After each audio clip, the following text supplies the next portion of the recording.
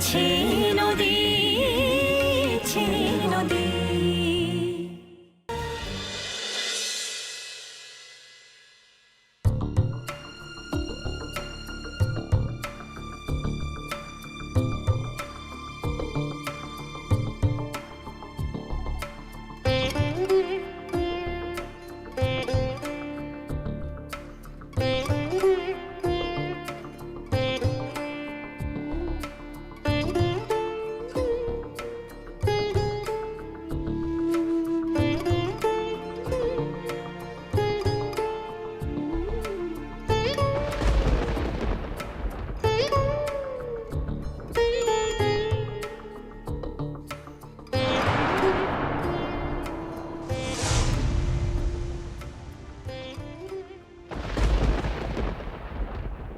সবাই মিলে গোল টেবিল বসিয়েছিলে কেন মেঘলার ঘরে?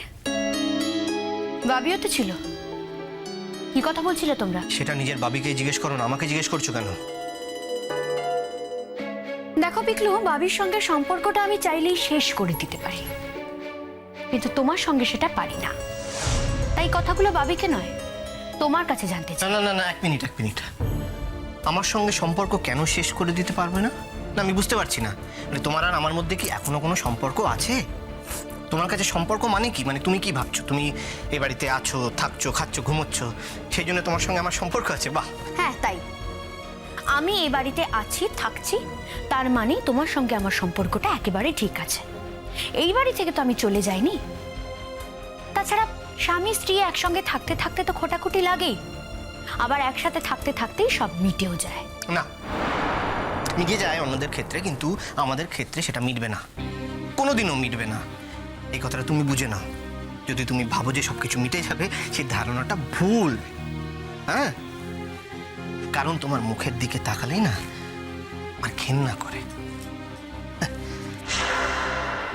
তোমার ছায়া দেখলে আমার ইরিটেশন হয় অদ্রিজা। কি করব?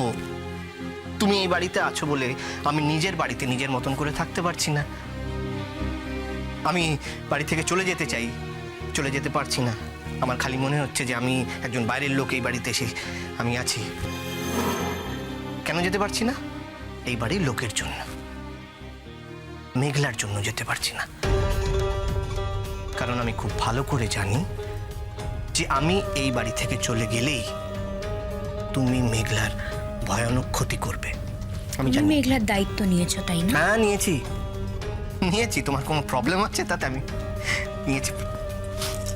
মরে যাওয়া অবধি আমি মেঘলার দায়িত্ব নেব। দেখি তুমি কি ক্ষতি করতে পারো, আমি দেখি। আমার বাবি না আমার ক্ষতি করার জন্য উঠে পড়ে লেগেছে, জানো?